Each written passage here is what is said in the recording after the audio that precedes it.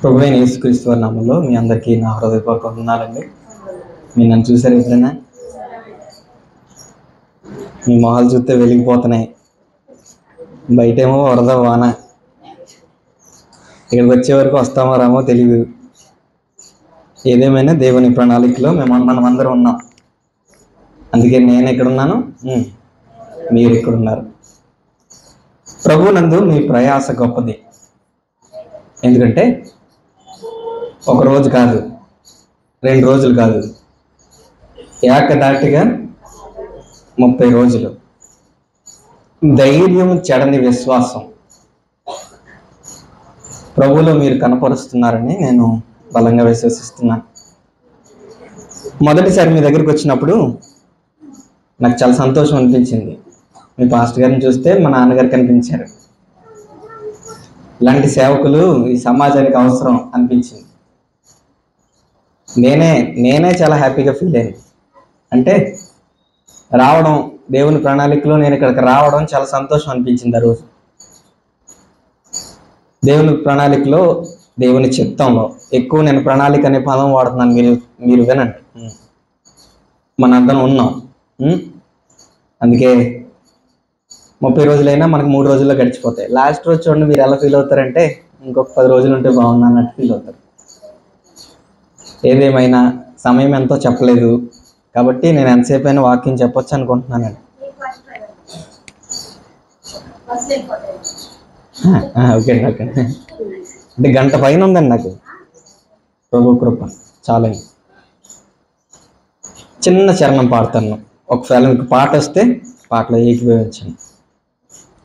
సంసోనులాగా బందీవైనావా,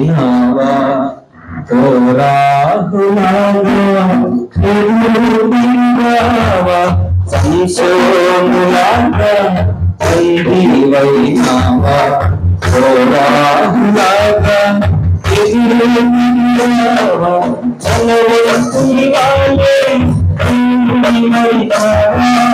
అనవరకునివాలే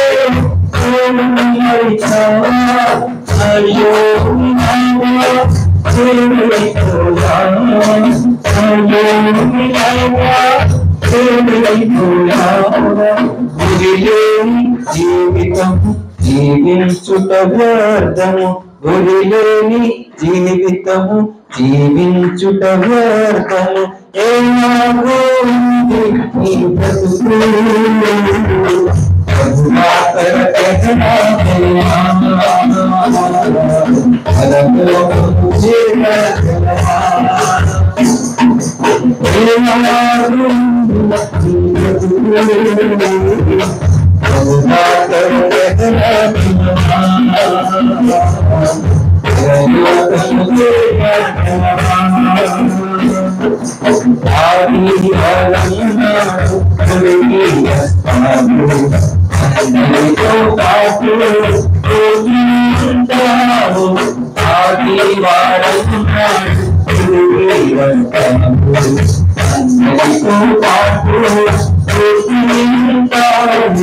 అతి శ్రేష్టమైన అతి శ్రేష్టమైన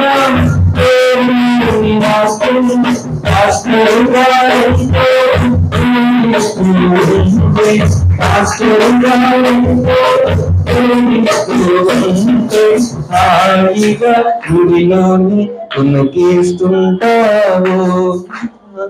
పాడాలా? మీ పక్కన చూసి పాడాలి పాటే. హాయిగా గుడిలోని ఉనుకిస్తుంటావు, ఏనాడు నీ బ్రతుకు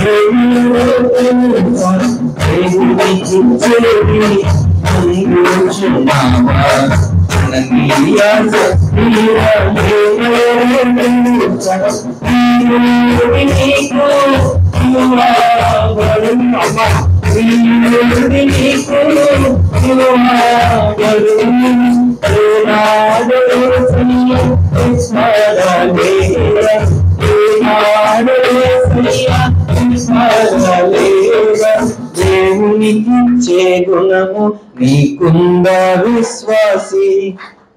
పాడాలా? ఇంకొకసారి. దేవునికి చేగుణము నీకుందా విశ్వాసి, ఏ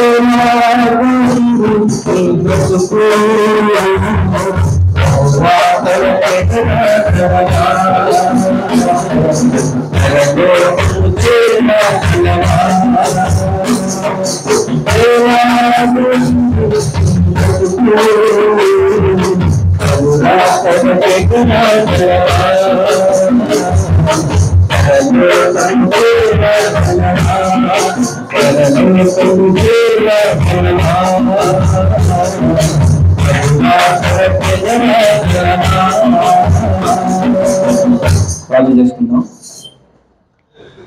మమ్మల్ని అన్నికలుగా ప్రేమించిన మా కన్న తండ్రి, మీ పరిశుద్ధమైన నామానికి వందనాలు. మరోసారి మీ సహాయం కొరకు మేము అర్జిస్తూ ఉన్నాం.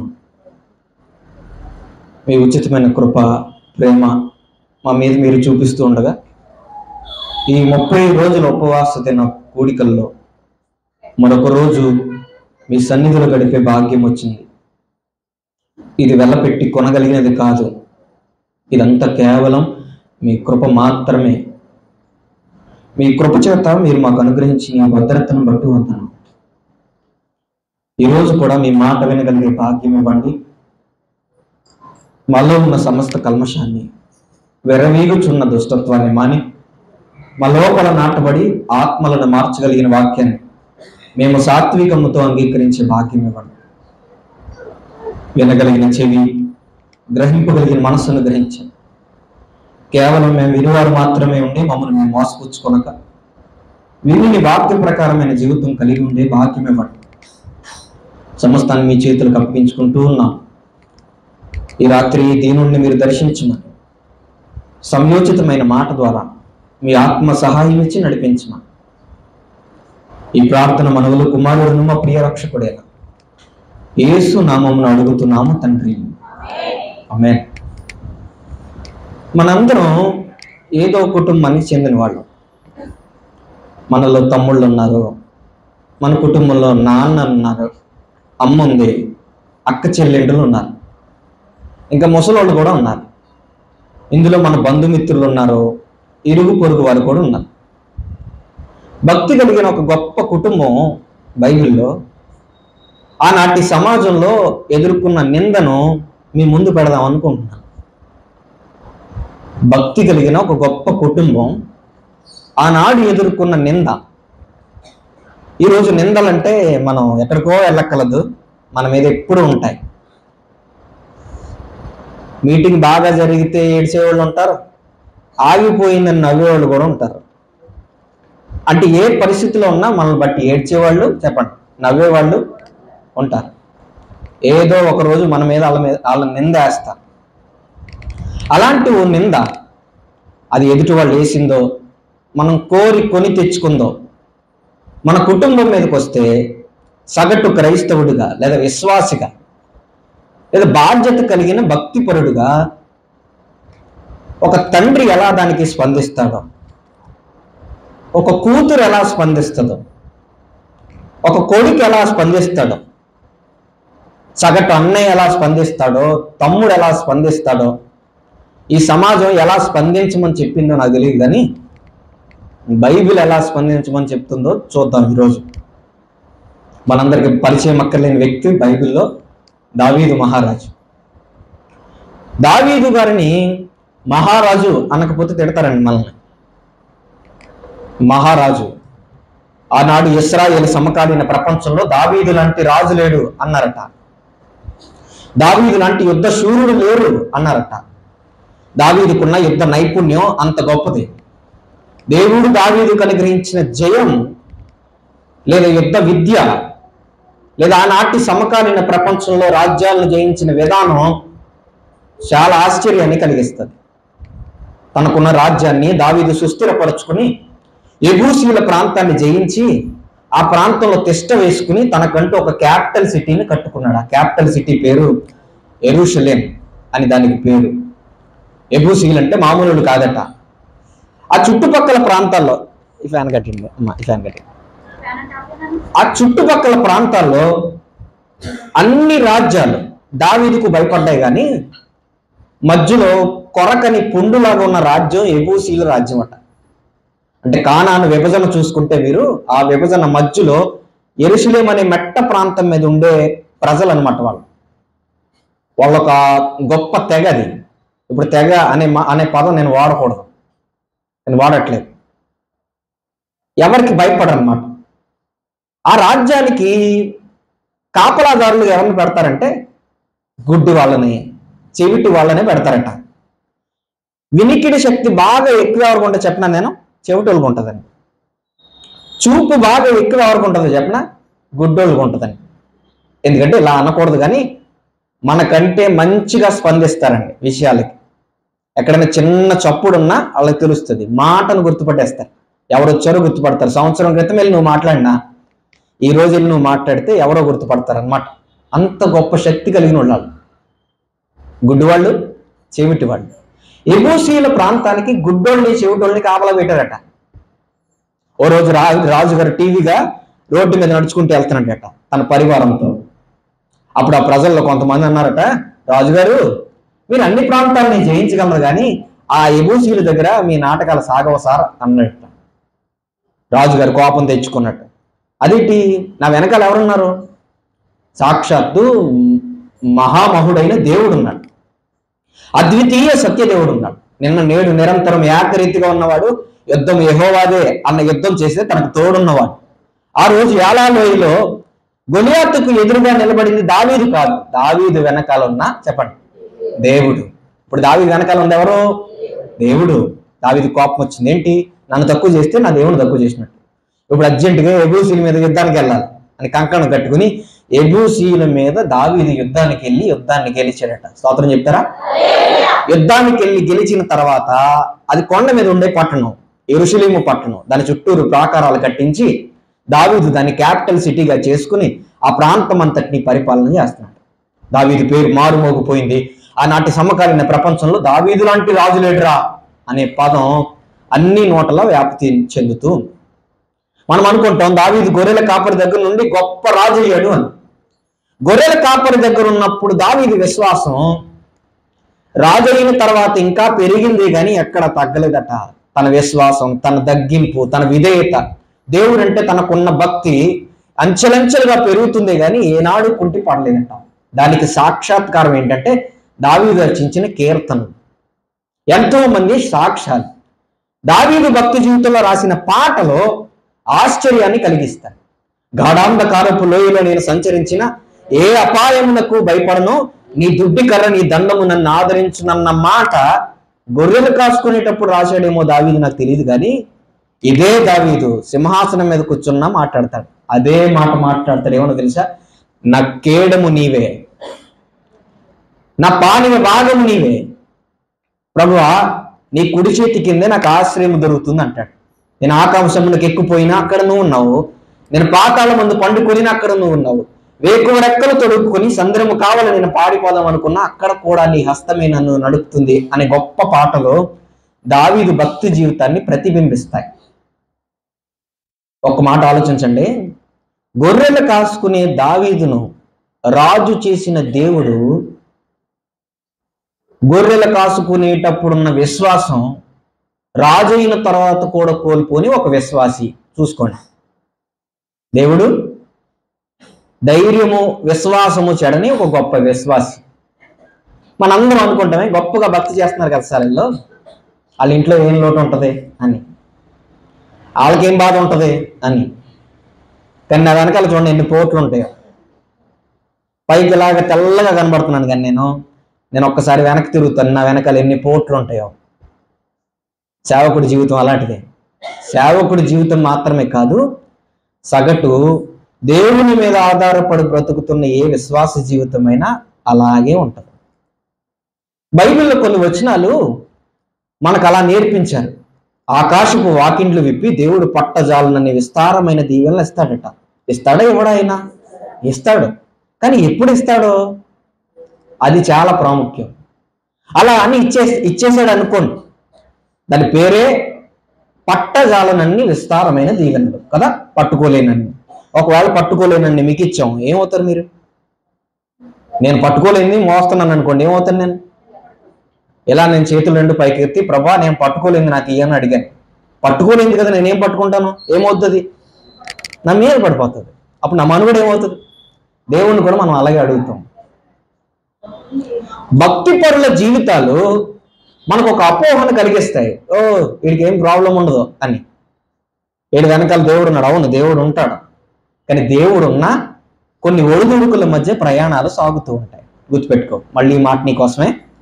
దేవుడున్నా కొన్ని ఒడిదుడుకుల మధ్య ప్రయాణాలు స్టార్ట్ అవుతాయి. ఎత్తు పల్లాలు ఉంటాయి, అప్ అండ్ డౌన్స్ ఉంటాయి. అలా ఉంటేనే భక్తి రుచికరంగా ఉంటుంది. ఇలాంటి ప్రయాణాలు చేసిన దావీదు గారే కీర్తనల భాగంలో ఒక మాట అంటారండి. ఏమన్నా తెలుసా?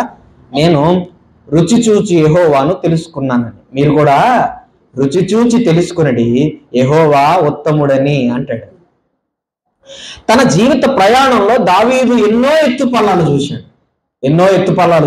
ఎన్నో అవమానాలు చూశాడు, ఎన్నో నిందల నడుమ ప్రయాణం చేశాడు. కొడుకుల వల్ల తన కొరిగింది లాభం కంటే ఎక్కువ నష్టమే ఉందట. వీటన్నిటిలో ఉండి జర్నీ చేసిన దావీదు గారు అంటాడు, దేవుణ్ణి నేను రుచి చూచి తెలుసుకున్నానని.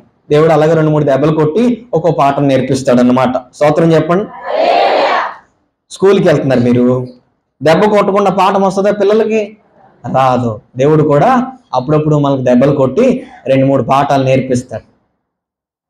ఇక్కడ నిలబడి ఎంత అద్భుతంగా, లేదంటే ఎంత మీరు వినసంపుగా ఈ లేఖన భాగంలో నుండి ఆత్మీయమైన విషయాలు ఎలా మాట్లాడగలుగుతున్నాడు ఈ చిన్నోడు అని మీకు అనిపిస్తే, ఒకటే లాజిక్, దాని వెనకాల ఉన్నది ఒకటే స్టేట్మెంట్. ఏంటో తెలుసా? చాలా దెబ్బలు తినేసాడు కుర్రోడు. దెబ్బలు తినిన వెంబడి దేవుడు ఎన్నో పాఠాలు నేర్పించాడు. ఈ పాఠాలే ఇలా మాట్లాడేస్తాయి. రేపు ఒక విశ్వాసిని ఇక్కడ నిలబడితే, విశ్వాసి వరకు ఎందుకు, నువ్వే విశ్వాసి ఈ సంఘంలో 30 సంవత్సరాలకు పైగా పరిచర్య కలిగిన ఈ సంఘంలో నువ్వు పిలవబడుతున్నావు కదా విశ్వాసాన్ని. నిన్ను ఇక్కడ నిలబెడితే నువ్వు మాట్లాడుతూ ఉంటే ఎవరికైనా ఆత్మీయంగా అనిపించాలంటే నువ్వు కూడా 2-3 దెబ్బలు తినాలా. తిన్న తర్వాత దేవుడు నీకు నేర్పిస్తాడు కదా పాఠం. దాని నుండి వచ్చే భావం లేదా తాత్పర్యం, బోధన, పాఠ్యాంశం చాలా అద్భుతంగా ఉంటుంది. బైబిల్లో నుండి వచనాలు ఎత్తి చెప్పక్కర్లేదండి. నీ జీవితమే ఎదుటోడికి ఒక పాఠంలా ఉండాలంటే దేవుడి దగ్గర వినయంగా నువ్వు నేర్చుకోవాలి. దావీదు జీవితంలో జరిగిన ఒక గొప్ప సందర్భాన్ని ఈరోజు మనం గుర్తు చేసుకుందాం. దావీదుకి ఒక కొడుకు ఉన్నాడట. అతని పేరు అమ్నోను. చెప్పండి, అమ్నోను. పేర్లు గుర్తున్నా లేకపోయినా ఈ కథాంశం మాత్రం వినండి, చాలా ఆశ్చర్యంగా ఉంటుంది. అతని పేరు అమ్నోను. దావీదుకి ఎక్కువ మంది భార్యలు ఉన్నారండి. 6 మందికి పైగా భార్యలు ఉన్నారట. అందులో ఇంకొక భార్యకు పుట్టిన ఒక కూతురు కూడా ఉందట. ఆవిడ పేరు తామారు. చెప్పండి. ఇప్పుడు అమ్నోను అనే దావీదు కొడుకున్నాడు, తామారు అనే దావీదు కూతురు ఉంది కదా. ఈ అమ్నోను తామారుకి ఏమవుతుంది? వెరీ గుడ్, మీకు వరసలు తెలిసిపోయాయి. ఇప్పుడు కాంపిటేటివ్ పరీక్షలు రాసే వాళ్ళకి ఇవి నేర్పిస్తారు. ఏంటవి? ఎవరెవరికి ఏమవుతారో అని మీకు మార్క్ వస్తుంది. ఇప్పుడైతే వస్తుంది కదా. దావీదుకి తామారు అనే కూతురు ఉందట, అమ్నోను అనే ఒక కొడుకున్నాడట. దావీదు భార్యల్లోనే ఈ తామారుకి ఒక అన్నయ్య కూడా ఉన్నాడట. అంటే తామారుకి అన్నయ్య అంటే దావీదుకి ఏమవుతాడు? జాగ్రత్త తినాలి, మీ నిద్ర వచ్చేది నాకు తెలుసు. ఎవరు? తామారుకి అన్నయ్య అంటే దావీదుకి ఏమవుతాడు? వెరీ గుడ్, ఆయన పేరు అబ్షాలోము. ఇప్పుడు ఎన్ని పేర్లు చెప్పాను? 3. మీకు పేర్లు గుర్తుండక్కర్లేదు కానీ దీని తాత్పర్యం గుర్తుపెట్టుకోండి. దావీదుకి మనం ఈరోజు నేర్చుకున్న పాఠ్యాంశంలో 3 కొడుకులు కనబడతారు. అందులో 2 కొడుకులు కనబడతారు. అందులో కూతురు కూడా కనబడుతుంది. ఒక కొడుకు పేరు అమ్నోను, ఇంకొక కొడుకు పేరు అబ్షాలోము, కూతురు పేరు తామారు. ఈ అద్భుతమైన సందర్భం బైబిల్లో చదువుతుంటే భయం అవుతుంది. ఏంటి సార్ అంత భయంకరమైన విషయం అని అంటే, ఒకరోజు అమ్నోను తన చెల్లెలైన తామారు మీద మనసు పడ్డాడట. చెల్లి ఏమవుతుంది? చెల్లి అవుతుంది. తామారు ఏమవుతుంది? చెల్లి అవుతుంది.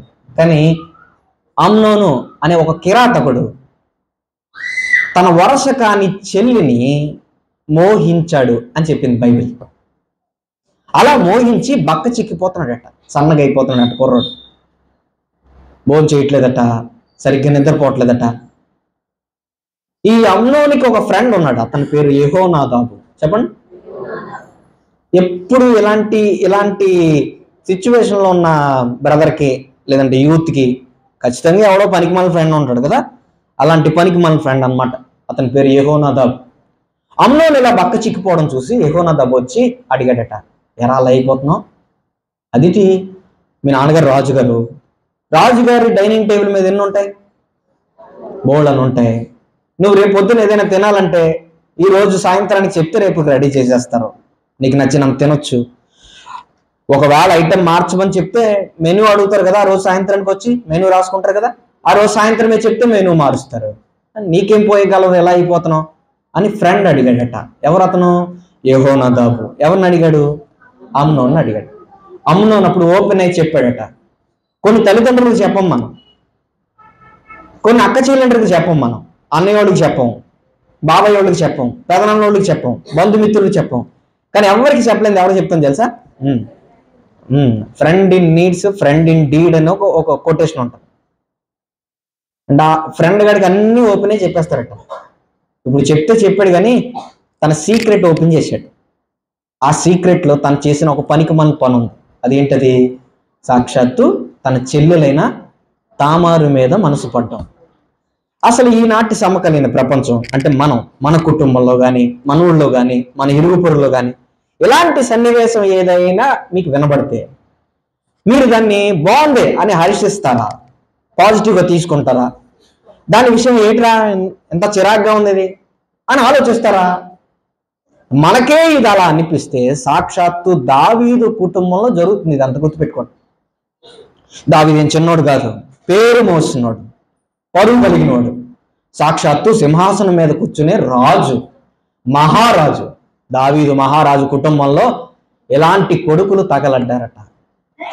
అమ్నోను యెహోనాదాబుకి మాట చెప్పాడట, నేను మా చెల్లిని ప్రేమిస్తున్నాను అని. మరి ఏం చేద్దాం? ఏదోలా మా చెల్లిని దక్కించుకోవాలరా, ఏదైనా సలహా ఉంటే చెప్పు అన్నట. తగునమ్మా అని తయారైపోతారు ఇలాంటప్పుడే మన ఫ్రెండ్స్ సలహాలు ఇవ్వడానికి. అందులోకి మంచి స్నేహితుడు ఉంటే బైబిల్ చెప్పింది, నిజమైన స్నేహితుడు విడువక ప్రేమిస్తాడట. మన పరిస్థితి బాగోలేనప్పుడు అంటే దుర్దశలో అట్టివాడు సహోదరుడిగా ఉంటాడట. నీకు స్నేహితుడనేవాడు బ్రదర్లా ఉండాల. నీ సిచ్యువేషన్ బాగోలేనప్పుడు బ్రదర్లా ఉంటాడట ఆడు. ఇంకా నిన్ను దిగజార్చడు వాడు, నీ పరువును కాపాడుతాడు. కానీ ఇలాంటి పనికిమాలిన స్నేహితులు ఏం చేస్తారు చెప్పనా? పనికిమాలిన సలహా ఇస్తారు. యెహోనాదాబు అన్నాడట, మీ నాన్నగారికి చెప్పు. ఎలా చెప్పును మా నాన్నగారికి? ఒప్పుకుంటాడా? ఒప్పుకోడు. ఏమైనా ఉంటే నా మీద తిరగబడి నన్ను మరణానికి అప్పగిస్తాడు మా నాన్న. బాబు ఎలా చెప్పాలి ఇది? చెప్పాలంటే నేను చిట్కా చెప్తాను, పాటించు అన్నట. ఏంటి చెప్పు అంటే, ఈ యెహోనాదాబు అమ్నోనికి ఒక సలహా చెప్పాడట. నువ్వు మంచం మీద పడుకో, నువ్వు బాగా నీరసంగా ఉందని చెప్పు, ఒక 5-6 రోజులు భోజనం ఏమి తినకు. ఇలా జబ్బు పడ్డాడని మీ నాన్నకి తెలిసినప్పుడు మీ నాన్న నిన్ను పరామర్శించడానికి వస్తాడు, అప్పుడు మీ నాన్న అడుగు, సెంటిమెంట్లో కొట్టు మీ నాన్నే, పని అయిపోద్ది అన్నడట. ఆడో పనికిమాలిన ఫ్రెండ్, ఆడిదో పనికిమాలిన సలహా. ఈ సలహాలన్నీ ఎవరింట్లో చేరుతున్నాయి చూడండి? భక్తిపరుడైన దావీదు ఇంట్లో చేరుతున్నాయి. ఎప్పుడైనా ప్రార్థన కరువు అయిపోయింది అనుకోండి, మీ ఇంట్లోకి అవతలోడు కిటికీ తీసుకుని జ్వరబడే విధానం ఇలాగే ఉంటుంది. మనకు భర్త శత్రువు ఉన్నాడు తెలుసా? భర్త శత్రువు. ఆడి పేరేం పేరు? ఆడితో మనం భోజనం చేస్తాం, ఆడంటే మనకు మహా ఇష్టం. ఆడు ఎప్పుడు మన నెత్తి మీద కూర్చుంటాడు. ఎప్పుడు నీకు ప్రార్థన కరువైపోయిందా అప్పుడు తాండవం చేసేస్తాడు ఆడి నెత్తి మీద. భక్తి పరులైన దైవజనుల కుటుంబంలో లేదా విశ్వాసి కుటుంబంలో, దేవునికి ఇష్టలైన వారుగా పిలువబడే వాళ్ళ కుటుంబంలోకి శోధనలు ఎలా వస్తాయి చెప్పనా? ఇదే ప్రార్థన తక్కువైనప్పుడు ఎవడో ఒకడు అలా డోర్ తీసి ఎంటర్ అవుతాడు బ్యాక్ సైడ్ నుంచి. వానికి మాలిన సలహా ఒకటి భక్తిపరుడైన దావీదు కుటుంబంలోకి వచ్చింది. దాన్ని అంగీకరించాడు కొడుకు, దాన్ని అమలు చేయడానికి సిద్ధమయ్యాడు. ఓ రోజు మంచం మీద పడుకుని మర్యాద ఫీల్ అవుతున్నాడట. తెలుసు కదా మీకు, మర్యాద అంటే బాగా నీరసం ఫీల్ అయిపోయాడట, లంకనాలు జరుగుతున్నాయట. పల్లెటూరుడికి బాగా అర్థమయ్యే భాష ఇది. అప్పుడు ఈ విషయం దావీదుకు వర్తమానం వెళ్ళిందట. సార్, మీ అబ్బాయి అలా మంచాన్ని పడిపోయాడండి, ఒకసారి మీరు ఖాళీ చూసుకుని వెళ్తే బాగుంటుంది సార్ అని పరివారం చెప్తే దావీదు గారు హుటాహుటిని బయలుదేరి వాళ్ళ అబ్బాయిని చూడడానికి వెళ్ళాడట. ఎవరు వాళ్ళ అబ్బాయి? అమ్నోను చూడడానికి వెళ్ళాడట.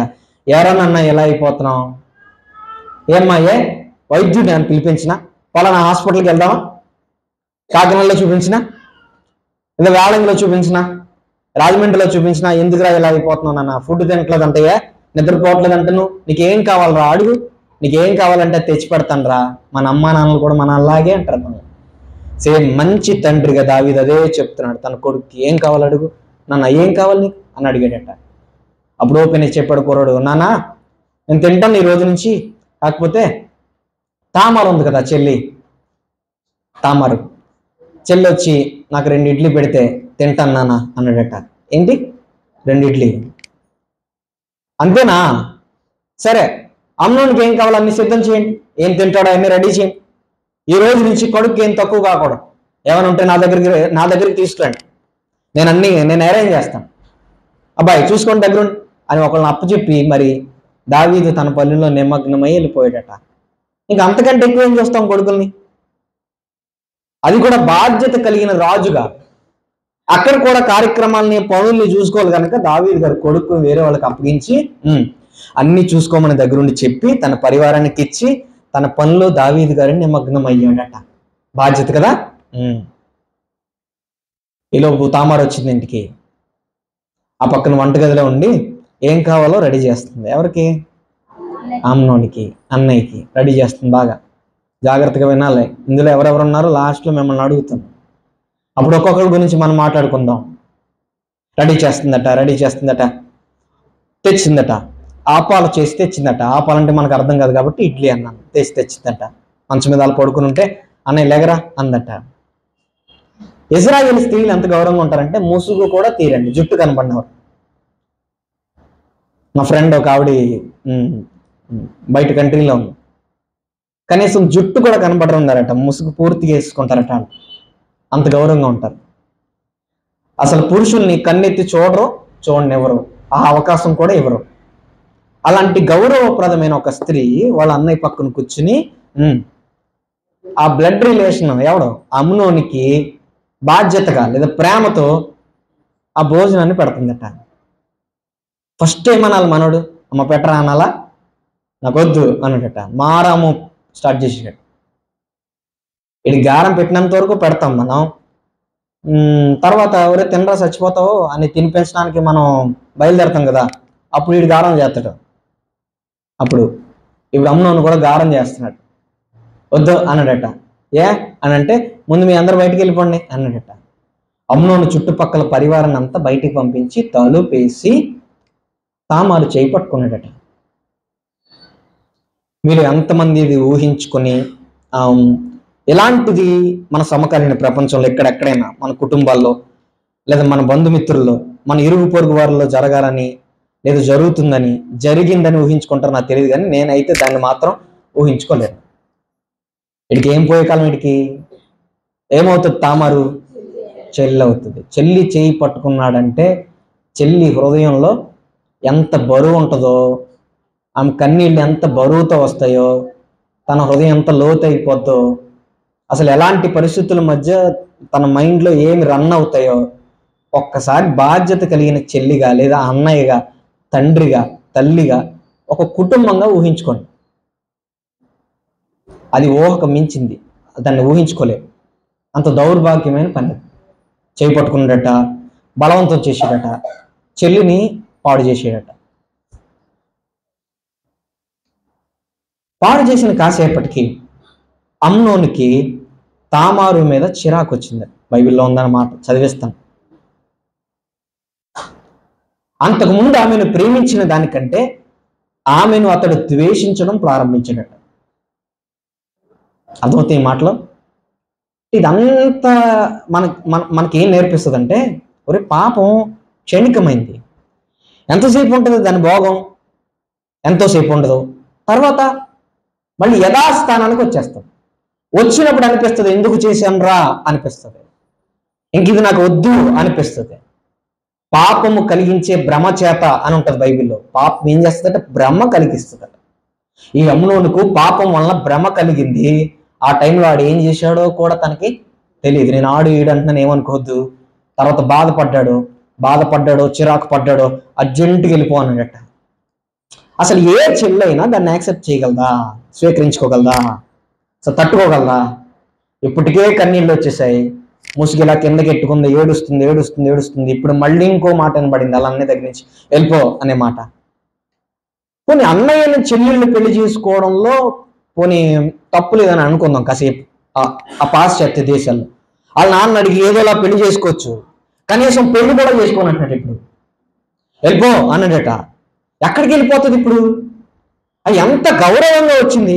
వాళ్ళ నాన్న పిలిపించాడంటే, వాళ్ళ నాన్న రాజు కదా, తీసుకొచ్చినప్పుడు కూతుర్ని ఎలా తీసుకొచ్చి ఉంటారు? కాన్వాయ్లో తీసుకొచ్చి ఉంటారు, ఊరేగింపుగా తీసుకొచ్చి ఉంటారు.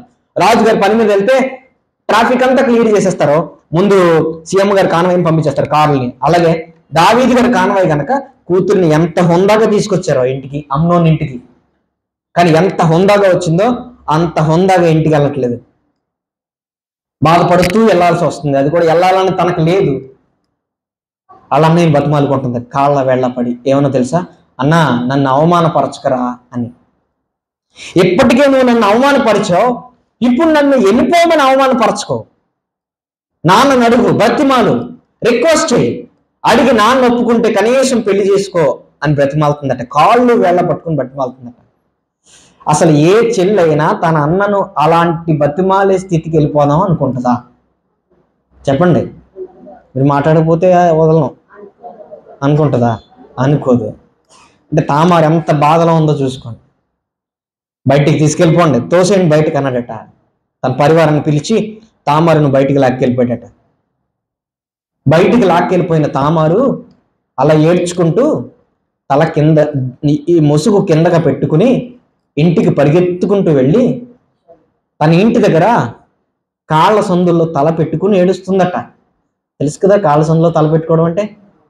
కుంగిపోయి బూడిద చల్లుకొని బట్టలు చింపుకుని ఏడుస్తుందట, నెత్తి మీద బుగ్గి వేసుకుని. ఈ లోపల అన్నయ్య వచ్చాడు. ఎవరు అన్నయ్య? అబ్షాలోము. అడుగుతాడు కదా, అడుగుతాడు, అమ్మా ఏమైందిరా చెప్పరు ఫస్ట్.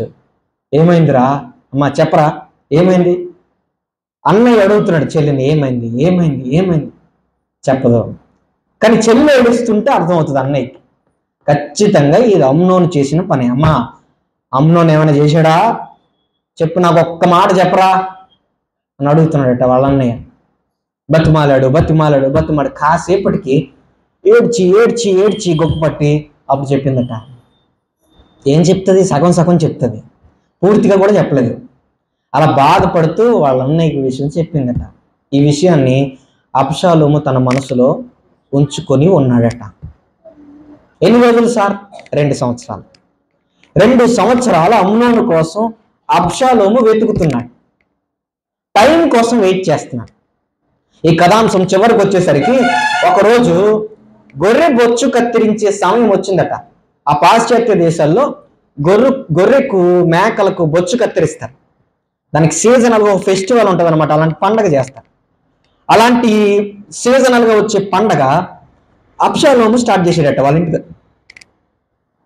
తన మందకి ఒక ఫంక్షన్ లాగా, మనం మెచ్యూర్ ఫంక్షన్ లాగా చేస్తాం, అలా చేస్తారట. ఈ విషయాన్ని వాళ్ళ నాన్న దగ్గరికి వెళ్ళి ఇన్విటేషన్ కార్డు ఇచ్చి, నాన్న ఇదిగోండి మన ఇంటి దగ్గర ఫంక్షన్ ఒకటి స్టార్ట్ చేస్తున్నాం, ఈ బొచ్చు కత్తిరించడానికి ఫంక్షన్ చేస్తున్నాం, ఆ రోజు మీరు తప్పకుండా రావాలా అన్నాడట. రాజుగారికి ఖాళీ ఉంటుందా చెప్పండి? ఖాళీ ఉండదు. రాజు అన్నాడట, నాన్న రే నేను రాలేనురా, మన పరివారాన్ని పంపుతాను కావాలంటే అన్నాడట. లేదు నాన్న మీరు రావాలి ప్లీజ్ అని రిక్వెస్ట్ చేస్తే, సరే నేను ఆ రోజు నాకు ఇమీడియట్గా షెడ్యూల్ ఉంది, నేను పలానా చోటుకి వెళ్ళాలి, రాలేను కనుక మీ బ్రదర్ అందరినీ, అంటే మన ఫ్యామిలీ వచ్చేలా చూస్తాను, నేను ఒక జీవో పాస్ చేస్తాను, స్టాఫ్ ఆర్డర్ ఇస్తాను, మన స్టాఫ్ అంతా రోజు అటెండ్ అవ్వాలని ఒక ఆర్డర్ కూడా పాస్ చేస్తాను నాన్న అంటే, సరే అని ఒప్పుకుని అబ్షాలోము ఇంటికి వచ్చాడట. దావీదు ఆ రోజు తన పరివారం అంతటికి, తన రాజ్య సముఖం అంతటికి, ఇళ్ళు అంతటికి, తన కొడుకులు అంతటికి ఒక వర్తమానాన్ని పంపించాడట. అదేంటంటే అబ్షాలోము ఇంటి దగ్గర జరుగుతున్న ఫెస్టివల్కి మన వాళ్ళందరూ తప్పకుండా అటెండ్ అవ్వాలి. 2 సంవత్సరాల తర్వాత, ఈ ఇన్సిడెంట్ జరిగిన 2 సంవత్సరాల తర్వాత అబ్షాలోము ఇంటి దగ్గర జరుగుతున్న ఫెస్టివల్కి దావీదు కొడుకులందరూ అటెండ్ అయ్యారట. ఈలోపు అబ్షాలోము ఒక ప్లాన్ చేశాడు. ఏమన్నా తెలుసా? ఆ రోజు 2 సంవత్సరాల క్రితం జరిగిన ఇన్సిడెంట్ మనం మర్చిపోయేది కాదు. తన పరివారం అంతటిని పిలిచి, అమ్నోన్ వస్తాడు ఈరోజు, తెలుసు కదా, వస్తాడు ఈరోజు. అమ్నోన్ అలా కూర్చుని ఈ మద్యం తాగి లేదా ద్రాక్ష రసం తాగి ఫుల్ మత్తులో ఉన్నప్పుడు మీరు వెనక నుండి అటాక్ చేయండి, అమ్నోను పొడిస్తే మళ్ళీ బ్రతికి మాట్లాడకూడదు అనమాట, అలా పొడి చేయండి నా ఆర్డర్ పాస్ చేసేటట్టు. అబ్షాలోము విందు జరుగుతుంది. ద్రాక్షరసం తాగారు, మత్తులై ఉన్నారు. ఈ టైంలో వెనక నుండి అబ్షాలోము పనివారు అమ్నోను మీద పడి అమ్నోనును చంపేశారట. అబ్షాలోము ఇలా రాజు కొడుకును చంపేస్తున్నారన్న విషయం ఈ రాజు కొడుకులందరికీ తెలిసి గుర్రాల మీద, గాడిదల మీద ఈ రాజ పరివారం అంతా పారిపోయిందట. ఈ విషయం రాజు అయిన దావీదు గారికి తెలిసిందట. ఆయన రాజు మాత్రమే కాదు, అబ్షాలోముకి, తామారుకి, అమ్నోనుకి సాక్షాత్తు తండ్రి ఆయనకి తెలిసిందట. బాధపడ్డాడు. దావీదు ఏం చేశాడో తెలుసా? దావీదు కోపం తెచ్చుకున్నాడు. రౌద్రముతో నిండిన వాడే దావీదు కోపం తెచ్చుకుని నా కుటుంబం ఏంటి ఎలా అయిపోయిందని బాధపడ్డాడట. గట్టిగా స్తోత్రం చెప్పండి. ఇది కథాంశం. విన్నారు కదా? ఇది ఎవరి కుటుంబంలో జరిగింది? దావీదంటే ఆకతాయి కాదు కదా. దావీదంటే ఒక విశ్వాసి. దావీదంటే సాదాసీదా మనిషి కాదు కదా, ఒక భక్తిపరుడు, దేవుని మీద ఆనుకున్న గొప్ప విశ్వాసి. అలాంటి భక్తుల జీవితాలు ఎలాంటివి జరుగుతాయా సార్? చెప్పండి. ఎస్, జరుగుతాయి. ఎందుకు జరుగుతాయి? ఇప్పుడు మనం భక్తిగా ఉండి ప్రార్థన చేస్తున్నాం అనుకోండి, మన పిల్లలు తాగేసి ఇంటి దగ్గర తిరుగుతున్నారు అనుకోండి, మన ఇంట్లోకి శోధన ఎలా వస్తుంది చెప్పండి? వస్తుందా రాదా? వస్తుంది. నాకు తెలిసిన ఒక పాస్టర్ గారు ఉన్నారు, చాలా విశ్వాసి ఆయన, చాలా భక్తిపడు, మంచి విశ్వాసి, దేవుడి మీద ఆనుకుని బ్రతుకుతాడు. అలాంటి ఆయన తప్పక వాళ్ళ కొడుక్కి లేదా వాళ్ళ మానవుడికి, కొడుకు కాదు మానవుడికి 220 బైక్ కొనిచ్చాడు. 220 బైక్ అంటే తెలుసు కదా, కొంచెం పెద్ద బండి అనమాట. ఆ పెద్ద బండి మీద వాళ్ళ మనవడు తాగేసి స్పీడ్కి వెళ్ళిపోయి పడిపోయి జాగ్రత్తగా హాస్పిటల్లో అడ్మిట్ అయిపోయాడు. ఇప్పుడు మనం నేర్చుకున్న ఈ పెద్ద మనిషి లేదా విశ్వాసి, దేవుడు అంటే భక్తిపరుడు, వాళ్ళ ఇంట్లోకి శోధనలు ఎలా వస్తాయి చెప్పండి? ఎవరో ఒకరు కిటికీలో చెప్పండి తలుపో ఖచ్చితంగా తెరుస్తాం. సో ఇలా తెరవకుండా ఉండాలంటే మనం ఎంత బాధ్యతగా ఉండాలో తెలుసా ప్రభులో? యోబు తన కొడుకుల నిమిత్తం అంతే బాధ్యతగా ఉండేవాడు. బైబిల్లో యోబు లాంటి భక్తిపరుడు గురించి రాసింది ఏంటో తెలుసా? యోబు ప్రతిదినము తన కొడుకుల గురించి చెప్పండి బలర్పిస్తూ ఉండేవాడట. స్తోత్రం చెప్పండి. ఎందుకు సార్? తప్పు చేశారనా? కాదు, తప్పు చేస్తారేమో అని, దేవుడికి విరోధంగా ఉంటారేమో అని, దేవుని ఆజ్ఞ అతిక్రమిస్తారేమో అని భయం. ఎప్పుడు దేవునికి విరోధంగా ఉండకూడదని తన కొడుకుల నిమిత్తం నిరంతరం యోబు గారు బలర్పిస్తూ ఉండేవాడట, ప్రార్థన చేస్తూ ఉండేవాడట. మీలో మిమ్మల్ని ప్రశ్న అడుగుతున్నాను, లాస్ట్లో నాకు సమాధానం చెప్పండి. మీలో ఎంతమంది పడుకునే ముందు మీ పిల్లల కాళ్ళ దగ్గర మోకాళ్ళు వేసి ప్రార్థన చేస్తున్నారు చెప్పండి నాకు. మీ పిల్లల కాళ్ళ దగ్గర లేదా తల దగ్గర మంచం కింద మోకాళ్ళు వేసి ప్రార్థన. ఏం కాపాడుతుందని నిన్ను తెలుసా? ప్రార్థనే. నువ్వు పాడిన పాటలు కాదు, నువ్వు చదివిన వాక్యం కాదు, నువ్వు విని 4-5 చెప్పే వాక్యం కాదు. ఏమో అవి కూడా రక్షించవచ్చేమో, కానీ ప్రత్యేకమైనది ఏంటో చెప్పనా? దేవునికి నీకు ఒక గొప్ప అనుబంధాన్ని ఏర్పాటు చేసేది ప్రార్థన. నేను వర్క్లో బిజీ అయిపోయాను సార్ అంటే కుదరదు. పని టైం కుదరట్లేదు సార్ అంటే కుదరదు. డ్యూటీకి వెళ్ళి 9:30 వరకు ఇంటికి రావట్లేదు సార్, ప్రార్థనకు రావడం అవ్వట్లేదు సార్ అంటే కుదరదు. రేపు పొద్దున ఎలాంటివి నీ ఇంట్లోకి ఎంటర్ అవ్వడానికి కారణం ఎవరో తెలుసా? ప్రత్యక్షంగానో పరోక్షంగానో ఒక తల్లి చెప్పండి, ఒక తండ్రి బాధ్యత కలిగిన విశ్వాసం అయితే ప్రార్థన చెయ్యి. నీ ప్రార్థన నీ పిల్లల్ని కాపాడుతుంది, గుర్తుపెట్టుకో. యోబు చుట్టూ కంచె ఉందట, ఆ కంచెను దేవుడు తీసేస్తే వచ్చాడట వాడు. ఆ కంచె ఎవరు వేసుకోవాలి తెలుసా? నువ్వే వేసుకోవాలి, దేవుడిని అడిగి ఉంచుకోవాలి. ఆ కంచె లేకపోతే దావీదు కుటుంబంలో అమ్నోను లాంటి వాళ్ళు ఎలా ఉన్నారో చెప్పండి, మన కుటుంబంలో కూడా అమ్నోను లాంటి వాళ్ళు చెప్పండి ఉంటారు. అమ్నోను వల్ల బాధితురాలైన తామారు లాంటి వాళ్ళైనా ఉంటారు. ఈ అమ్నోను ఇలా అవ్వడానికి కారణమైన సలహాదారులైన యెహోనాదాబులు కూడా ఉంటారు. ఇలాంటి చిన్న మ్యాటర్లో కూడా ఒకరిని చంపేసి హత్యగా ఆ మ్యాటర్ని ఎండ్ చేసిన, లేదా స్టోరీని ఎండ్ చేసిన అబ్షాలోము లాంటి వాళ్ళు కూడా మన కుటుంబంలో చెప్పండి ఉంటారు. ఎంతో దూరం ఊహించుకోకు, నీ ఇంట్లోనే ఊహించుకో ఈ స్టోరీ. స్తోత్రం చెప్పండి గట్టిగా. ఇప్పుడు మనం 5 పేర్లు తెలుసుకున్నాం. ఫస్ట్ పేరు ఏంటి చెప్పండి? ఫస్ట్ పేరు దావీదు, 2 అమ్నోను, వెరీ గుడ్, 3 యెహోనాదాబు, వెరీ గుడ్, 4 అబ్షాలోము, 5 తామారు. ఒక ఆర్డర్ చెప్తానే, ఆ ఆర్డర్ ఫాలో అవ్వండి. ఫస్ట్ అమ్నోను, A1 ముద్దాయి. ఇప్పుడు మీద కేసు పెట్టాలనుకోండి, ఏ కేసు పెడతాం? ఏ కేసు పెడదాం? 307 పెట్టాలా, 376 పెట్టాలా? చూసుకోండి సెక్షన్లో. ఇప్పుడు A1 ఎవరో తెలుసా? అమ్నోను. ఇందులో విక్టిమ్ అంటే బాధితురాలు ఎవరో? తామారు. 2 ఆవిడ గుర్తుపెట్టుకోండి, లైన్లో గుర్తుపెట్టుకోండి, మనం వీళ్ళ గురించి మాట్లాడుకుందాం. 3 యెహోనాదాబు, సలహాదారుడు ఉన్నాడు కదా, పనికి మాలిన సజెషన్ ఇచ్చే ఫ్రెండ్. 5 4 దావీదు, 5 అబ్షాలోము. ఆర్డర్ చెప్పండి. ఫస్ట్ అమ్నోను, తామారు, యెహోనాదాబు, దావీదు, అబ్షాలోము, 5. మళ్ళీ చెప్దాం ఒకసారి. అమ్నోను, తామారు, యెహోనాదాబు, దావీదు, అబ్షాలోము. గుర్తుపెట్టుకోండి. ఫస్ట్ మనం అమ్నోను గురించి మాట్లాడుకుందాం. నేను మిమ్మల్ని అడుగుతున్నానే, అమ్నోను లాంటి వాళ్ళు ఈ సమాజంలో మీకు ఎవరైనా కనిపించారా? విన్నారా? పేపర్లో చూసారా? వినలేదా? ఎప్పుడు పేపర్లో చూడలేదా? వీళ్ళను చూసే అవకాశం, దగ్గరుండి చూసే అవకాశం మీకు ఎప్పుడు వస్తుంది చెప్పనా? మీరు ప్రార్థన చేయకపోతే వస్తుంది. ఎందుకు? మనలో ప్రార్థన కరువైంది అనుకోండి, భక్తి కరువైంది అనుకోండి, ఈడు ఎక్కడో ఉండడం. ఎక్కడ ఉంటాడు? అది ఆ తునిలోనే ఉండడం. మొన్న పెద్ద ఆయన చనిపోడు కదా, చెరువులో దూకేసి, ఆ తునిలోనే ఉండడం, మరి రామచంద్రపురంలోనే ఉండడం. ఎక్కడ ఉంటాడు తెలుసా? నీకు దగ్గరగా కనపడే మన కొంపలోనే ఉంటాడు. ఎప్పుడు ఇదంతా? అమ్నోను ఎవడు? ఒక ఉగ్రవాది, ప్రేమోన్మాది. ఇక్కడ కొంతమంది పిల్లలు ఉన్నారు, నేను మిమ్మల్ని అడుగుతాను, యూత్ ఆడపిల్లలను కూడా. అమ్మారే, అమ్నోను తామారుని లవ్ చేశాడు కదా, లవ్ చేశాడా? నిజంగా అది ప్రేమేనా? నిన్నే అడుగుతున్నాను, పిల్లల్ని అడుగుతాను, చెప్పండి, నిజంగా అది ప్రేమేనా?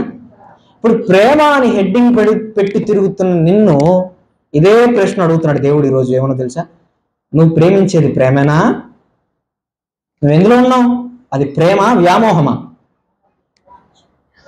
అమ్నోను తామారును మోహించెను అని రాస్తుంది బైబిల్లో. మోహించెను అని, అది లవ్ కాదు, లస్ట్. అది ప్రేమ కాదు, వ్యామోహం. అది ప్రేమ ముసుగులో అమ్మాయిల వెంట తిరిగి తనను తాను కంట్రోల్ చేసుకోలేక పాడైపోయిన యువత అమ్నోను జాబితాలోకి వస్తారు.